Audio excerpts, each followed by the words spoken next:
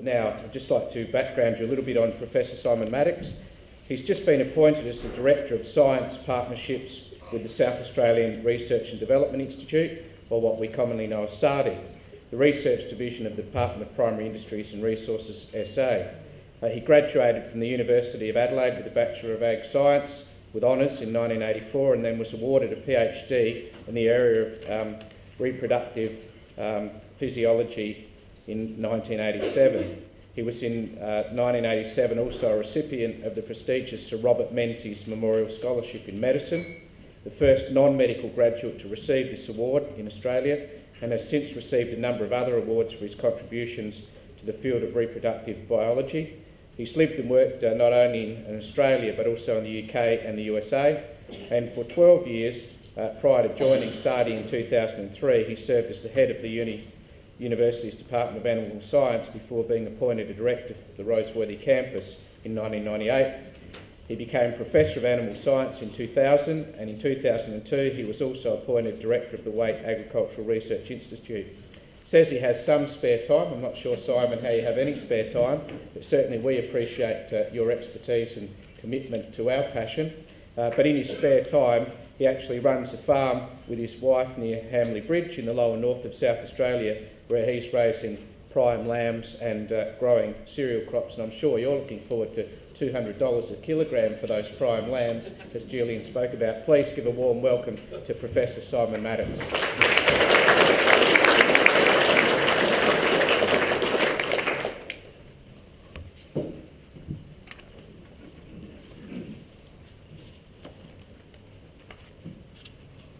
Thanks very much, Robert. We'll just get this presentation loaded. It's a problem when you get caught up in traffic on Fullerton Road and get here a little late. Distinguished guests, ladies and gentlemen, the first lesson in public speaking is never to begin with an apology. But beginning this way I must today, firstly for my voice. For the last 3 weeks I've had laryngitis. I don't know if any of you have suffered from this thing, but it's impossible to get rid of. If anybody's got a secret, I've tried copious quantities of scotch. That just causes all sorts of other problems. Secondly, I want to apologise because I fear that I am no Mick Keogh, and consequently some of you are possibly here under false pretences. I do extend my condolences to Mick and his family at this time, however. But those of you that do know me know that I would rarely knock back an opportunity to take to the podium to share my views on any of my particular passions. And the importance of agriculture in Australia, its disregard and even disdain by most urban inhabitants of this country, and its lack of recognition by those charged with providing visionary leadership to this great nation is certainly a passion of some, personal passion of some further. So thank you to Carol Vincent, who upon hearing of Mick's inability to attend at the last minute, thought to call SARDI 30 hours ago as the obvious place to seek a replacement speaker. And thank you also then to Professor Pauline Mooney, the Executive Director of SARDI and my boss, who upon receiving Carol's phone call immediately volunteered my services to contribute to the program. Thanks very much, Pauline.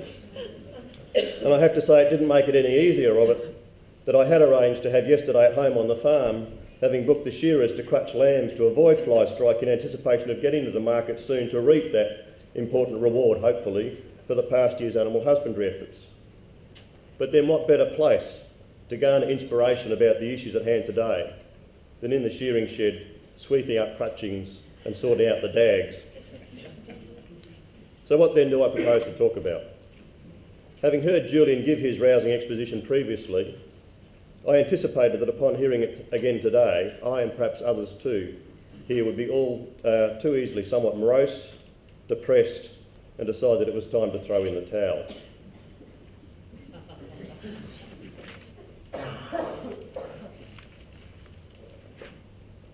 Clearly the world has some issues to address, and whilst I don't have much argument with a lot of what Julian has presented, I thought I would instead bring it home to focus on Australia and South Australia. We can't do it all, we can't solve the food problem for the planet, but we can do our bit, and as a net exporter, clearly our bit is of some value globally. So in a word, no, it's not time to throw in the towel. There are plenty of rows to reap yet. But we better start to address locally the changes that Julian and others are suggesting we need to make. and we better start to get the Australian populace engaged. Obviously part of the reason for having discussions such as today's forum. Today I want to set in context the importance of Australian agriculture, our productivity history and where things sit now.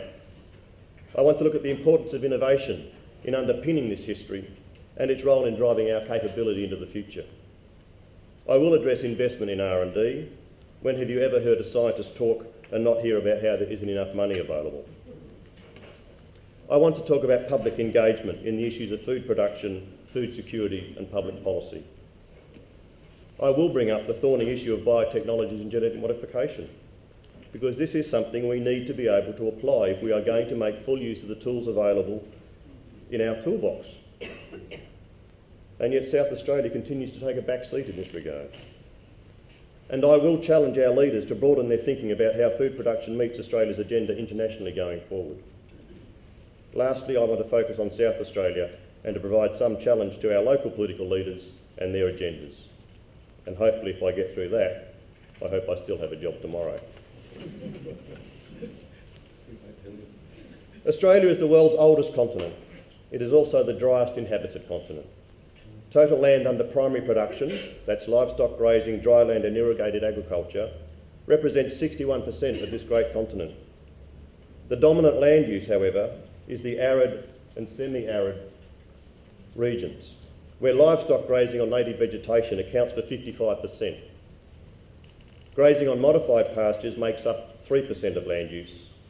7% is set aside for nature conservation and 13% is other protected areas including Indigenous roles.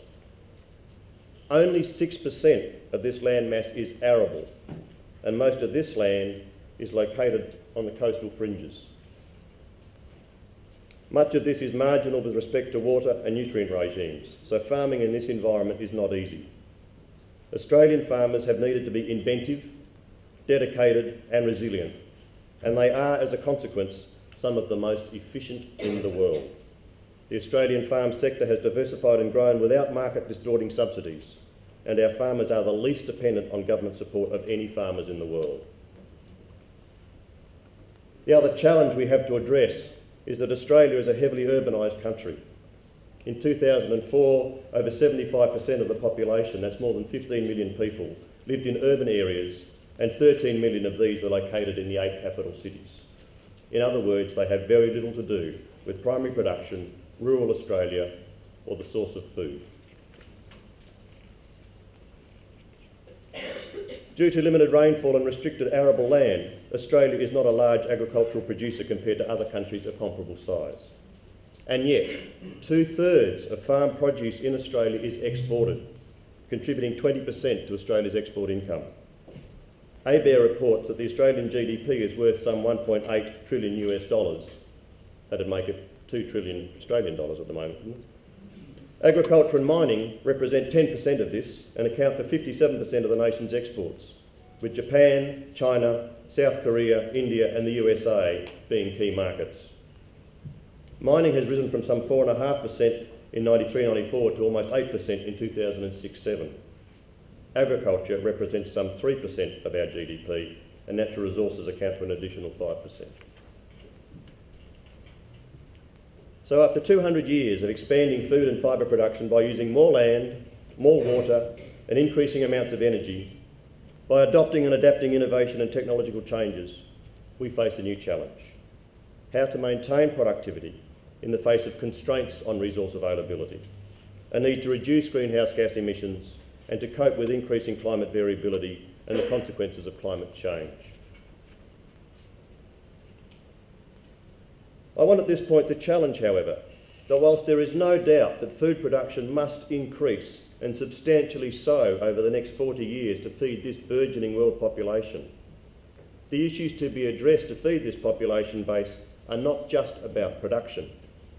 Indeed, some have argued, just as household expenditure always seems to grow to meet your disposable income, no matter what level that reaches, that the more we go forward and meet this growing food demand, the more the population will simply continue to grow as a consequence.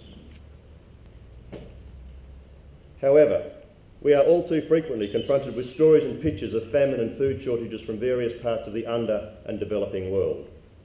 And these are the images that reinforce the challenge in front of us. No one likes to see this sort of thing. But these pictures rarely come from the developed world. It's always somewhere overseas. It's all too easy to see it as someone else's problem. All too frequently, we are confronted with this image. 20 to 25% of Australian children are overweight or obese. And these consumers are now also demanding their food should be clean, green, ethically and sustainably produced. What this contrast reinforces is that it's not just about production, it's also about distribution. Can we really address global food security when 1 in 7 people don't get enough and an equal number are overfed? For that to be addressed, we're going to need to see some significant changes to economic frameworks that don't rely on the free market forces of simple demand and supply. Can any of you see our politicians addressing that?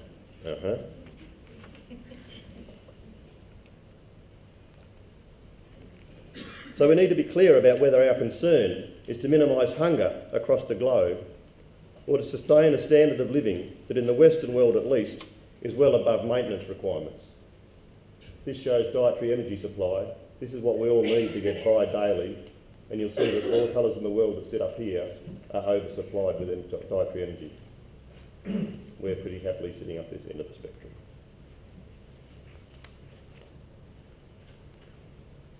But let's focus on this production issue. It's something that we may have greater influence over, and it's more directly relevant to the topic of today. Whilst productivity growth in food and fibre production over the past 50 years has been fundamental to agricultural development in Australia and globally, John Mullins has shown that agricultural productivity growth in Australia has been high relative to other sectors of the Australian economy and high relative to the agricultural sectors in other OECD countries over this period. Australian farmers have outperformed the agricultural sectors in most other countries. And yet, as Peter Carberry has recently reviewed, they farm, largely unsubsidised, on fragile soils and in the most variable climate in the world. Historically, such productivity growth has come from improved farming practices and from breeding better varieties, i.e. via innovative research and development, leading to technology development and adoption, a theme I shall return to. Of real concern, however, is the evidence that agricultural productivity, both internationally and in Australia, is plateauing. The gains of the last 50 years are starting to slow.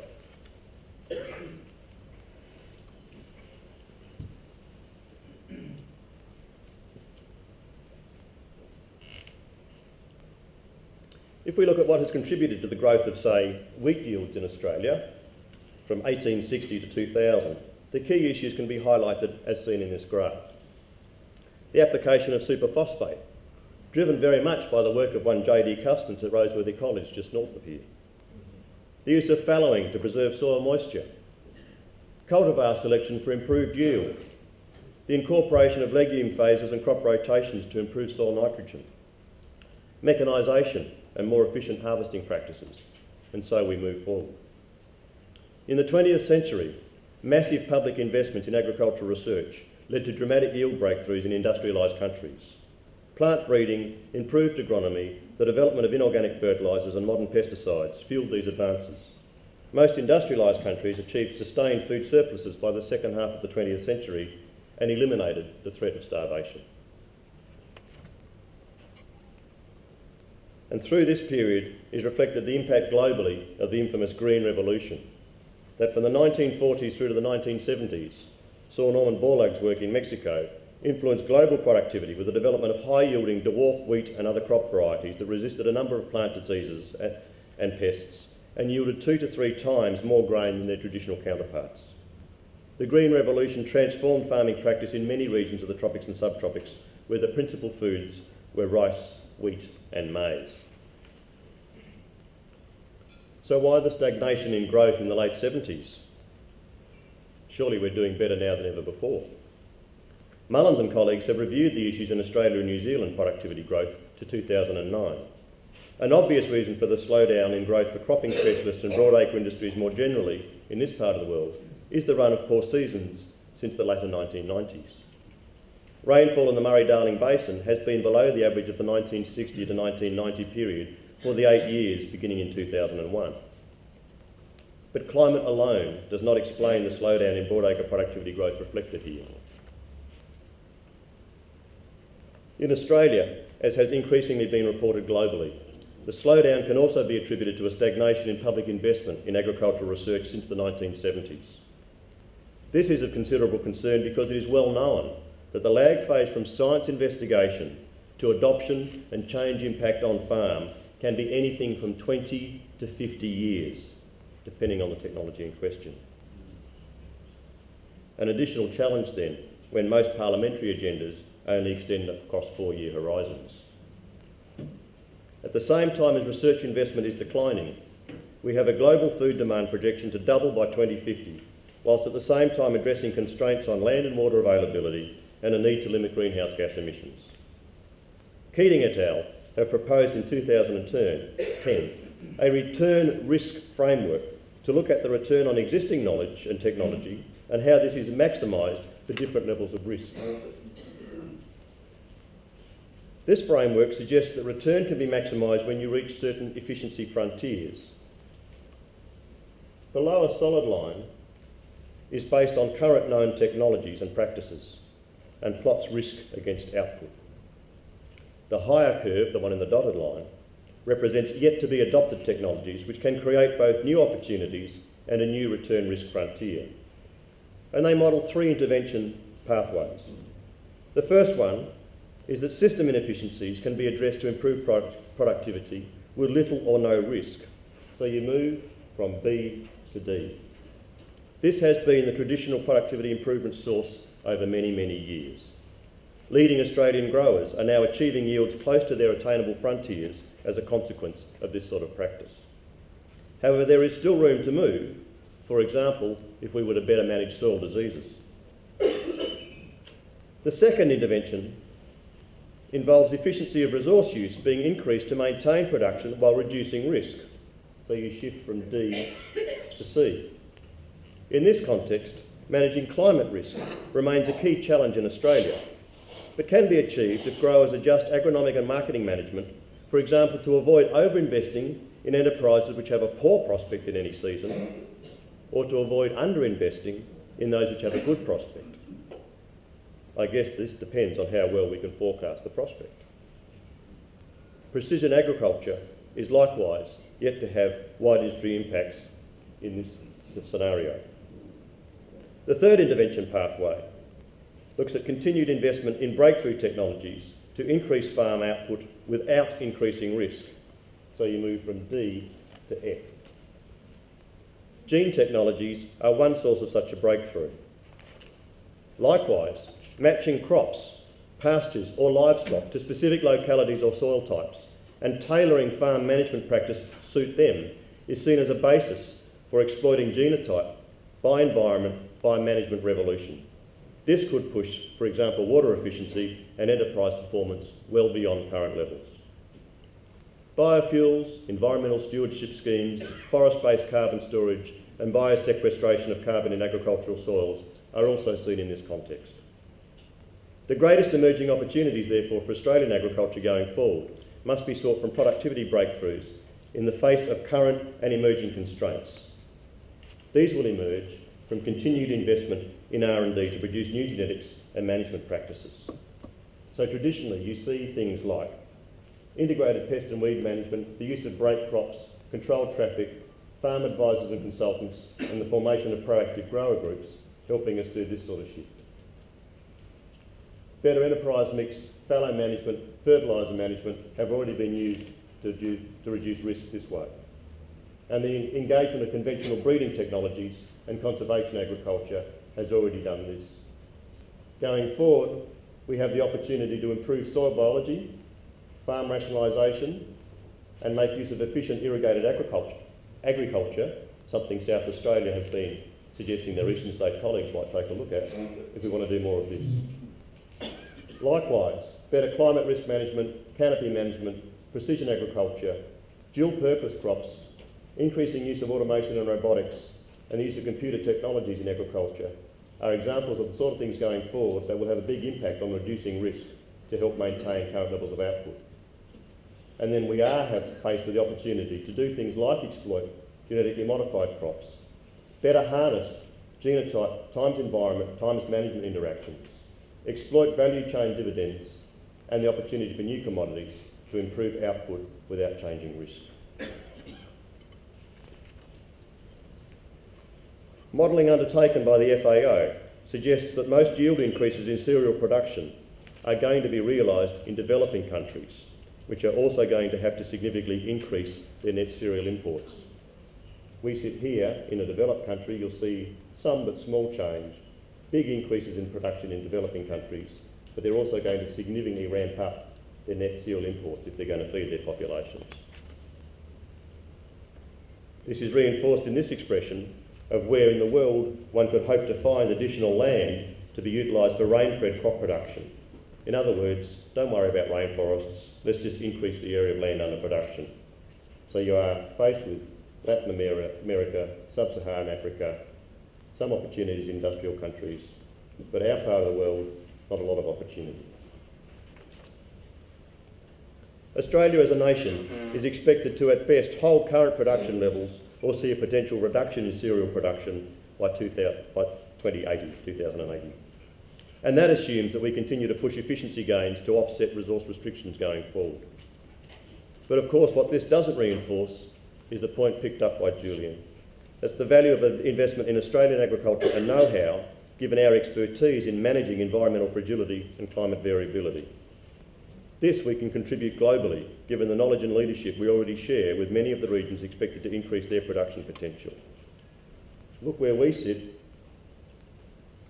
Green is a big growth, and look what the colours of the countries to our near north are. I'll come back to them later. When we do this sort of work, here are examples of what can be achieved. Indian grain responses when you start to add fertilisers. Indonesian rice yields when you start to add fertilisers. These are examples of the sort of work that Australian know-how has contributed to in partnership with other international agencies. Much of the rise in living standards is due to innovation. This has been the case since the Industrial Revolution. Today, innovative performance is a crucial factor in determining competitiveness and national progress. Moreover, innovation is important to help address global challenges such as climate change and sustainable development. I have no doubt that we have the innovative talent, the gumption, the guts and the bloody mindedness to tackle these issues head on, and that we have a good chance of implementing solutions that will make a difference. So what then are the things that will distract us or detract us from achieving this? Well, we need to get real about where the investment in agricultural RD&E sits on state and national agendas. As an overfed, overweight nation, we are all too complacent about the importance of this investment commitment. And this is largely because the general public don't see the issue as a problem, and political parties don't see any votes in it. The South Australian health budget for 2010-11 was $4.46 billion, an increase of 10.5% or $425 million over 2009-10. I don't have a problem with that. We all expect to get the high standard of healthcare demanded the moment our nearest and dearest need it. And the radio is full of talkback issues about hospital waiting queues, surgery lists. It commands attention. The agriculture, food and fisheries budget in 2010-11 was $181 million.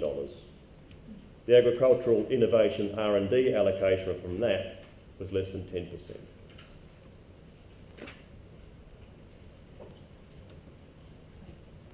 Farmers are invisible people, and middle-class city dwellers choose to pretend that the long lines of trucks bringing food into the city at dawn every morning, thanks Julian, have nothing to do with the white-collar world.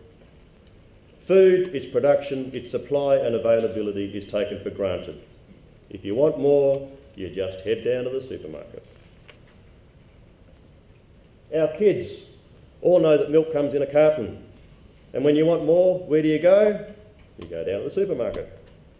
How many urban families show any concern for the issues of productivity, environmental management or business overheads being addressed by dairy farmers day in and day out? or even care about whether they exist in Australia at all. Likewise, land. The increasing disconnect between the general public and the reality of where meat comes from, not from there, but from there, is no doubt in part contributing to the growing trend in wealthy countries for urban dwellers to be more and more concerned about perceptions of animal welfare and anthropomorphic projections of behavioural responses than is seen, say, in developing countries. I'm not for a minute suggesting that a greater focus on animal health and welfare is not important. Australian producers can, by and large, be very proud of the changes their industries have made in this regard. But it doesn't help garner public support for the day-to-day production issues faced by producers and processors when the general public are so removed from where their food comes from. We need to engage with the urban populace if we are to be supported in meeting the food challenges ahead and provided with the resources needed to deliver the solutions sought. Agriculture is not good at doing this. We tend to headline the problems we have. And let's just cover this up because I'm not really meaning to pick on the stock journal. Too little rain, too much rain. We'll all be ruined, said Hanrahan in prospects most forlorn. We don't talk the industry up well. It's still seen as the career choice for those that are one or two short of a six-pack. A career with gumboots and tractors, wallowing in mud or muck, blokes with stuffed backs, living a million miles from anywhere interesting. The modern tractor has got more electronics and guidance systems sitting in it than a Collins submarine. And similar levels of technology are coming into livestock production. I can now sit in my living room in Rose Park and control the gates to control stock movements on a station in the Northern Territory. More produce is sold by farmers directly to international markets than most supermarket managers get to see in a month. And futures trading, forward selling of commodities and risk management hedges in the modern farm office can put any Lehman's brother finance trader to shame. But this is not the image most Australians have of their country cousins. Folks, we have an image problem. Now, I think we should take a leaf out of this book. And by the way, late at night, be careful when you go searching the World Wide Web for babe images. You can pull up all sorts of strange things. But whether it was a cleverly hatched plot or not, the impact that this movie had on young kids all over the world in not wanting to eat pork was something else. It's a subtle but very strategic way of connecting to an urban populace. If we want the general public to engage in the important issues of food production, food security, rural and regional development and primary producer profitability, we have to do this sort of thing better. Now, this is getting closer to the mark. I don't care if you aren't hooked on love forlorn farmers or city gals wanting a romantic life amongst the hay bales and the gum trees. The fact is that this show has captured a significant cohort of young urban and largely female viewers, and by any number of means is exposing them to some of the more positive aspects of farming life. It is bringing country and town closer together. Well, for some people at least. And then there's this hit show. Now, I reckon if I have to sit through another episode of this at home, I will start to exhibit less than socially acceptable tolerance behaviour. But this show has reconnected urbanites with the joy of food, understanding food, appreciating the subtleness of food variations, the importance of flavour, food quality and taste. It makes you take an interest in where food comes from. It encourages you to branch out and explore. This has to be good for primary producers, because notwithstanding Coles' domination of the advertising blocks in between, it is attempting to get away from the pre-packed polystyrene wrap.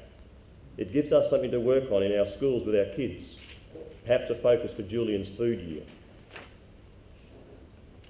And while we're going national, and I'm sorry that the lights in the room may not show this, this is a picture of our part of the world at night.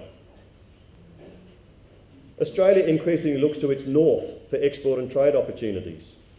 And there is little doubt that our concern with regional stability, immigration issues and the like also often take our attention north. From a regional defence perspective, our best defence strategy is perhaps not in these modern wonders of warfare defence technology. And again, I'm not for a minute suggesting we don't need some of these, but there is a very strong argument to suggest that investment in food, investment in ensuring that our northern neighbours are properly and adequately fed and supplied, is a key opportunity for us to ensure regional stability for everyone. To conclude, I want to draw some challenges for our South Australian leaders. Genetic modification of foods is a hotly debated topic, largely due to ignorance on the part of a vocal minority. Pictures such as these probably don't help appease the notions of Frankensteinian perturbations of the building blocks of life. The fact is that GM crops are being widely deployed in most parts of the world. It won't suit everyone, and nor is everyone going to be forced to adopt or deploy GM. There is no evidence of food safety concerns from GM crops currently in use, and nor is this technology being supported, as one senator, reasonably close to home, recently suggested, because our scientists are being bought by cashed-up multinationals. GM livestock are producing critical healthcare deliverables, such as vaccines and humanised proteins, some of which could not be produced in any other way and which can be used to treat life-threatening illnesses. The Food and Drug Administration Authority in the USA has recently ruled that meat from GM livestock can be regarded as safe for human consumption, not that any has been approved for release into food chains at this time. This is a picture of Dr. Florence Wambugu, Director of the International Service for the Acquisition of Agri-Biotech Applications in Kenya. I met her at a number of the international biotechnology meetings in the USA. And alongside her is a picture of a maize crop. The average maize yield for such a crop in Africa is less than half of the global average.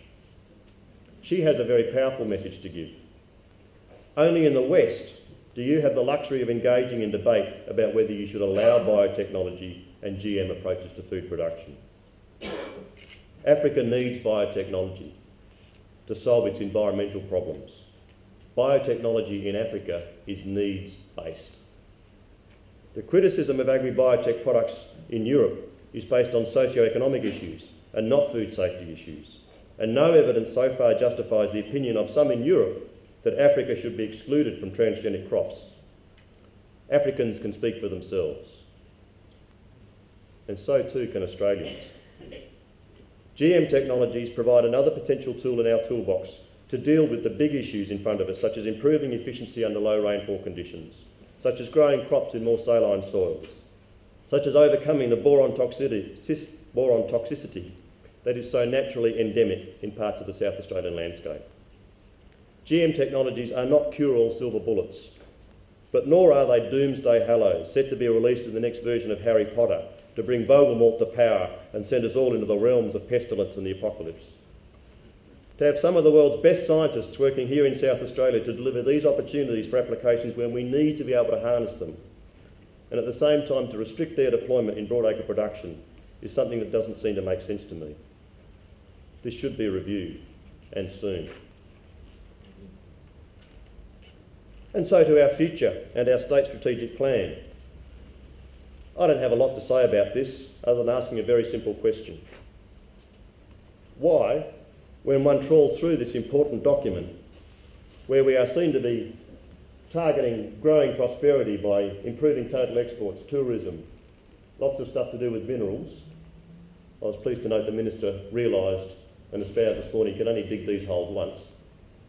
Defence employment, when we're targeting improving well-being by reducing smoking, weight, improving sport, addressing chronic disease, Aboriginal health, road safety, work-life balance. I found that an interesting one to type up at 3 o'clock this morning.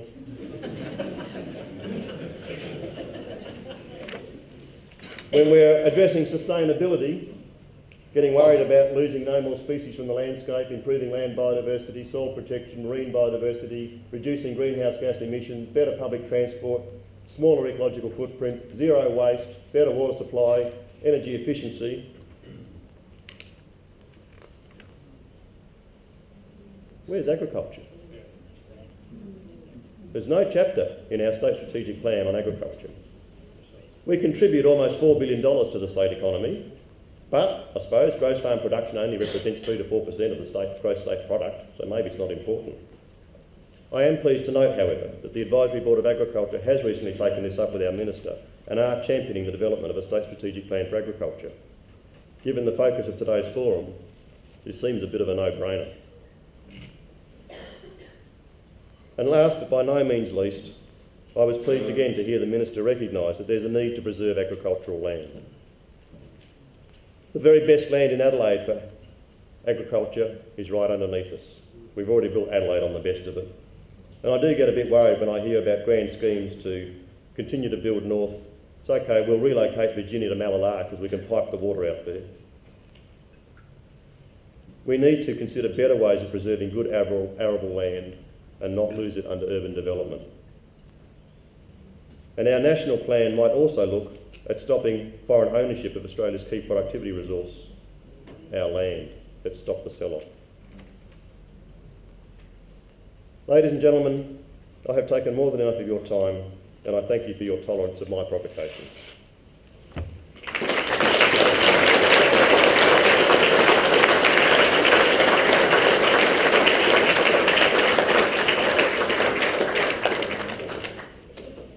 Well, thank you, Simon. We did know that we had three very qualified keynote speakers this morning, and we're certainly not being let down, and we won't be let down. And when you get your chance after we finish with the Honourable Carleen Maywell's presentation and they all get up on the panel, I'm sure your minds are already starting to stretch. True blue or bull dust, Simon, there was no bull dust in that at all. I'm glad to see that you didn't pull any punches, and that was definitely a true blue presentation.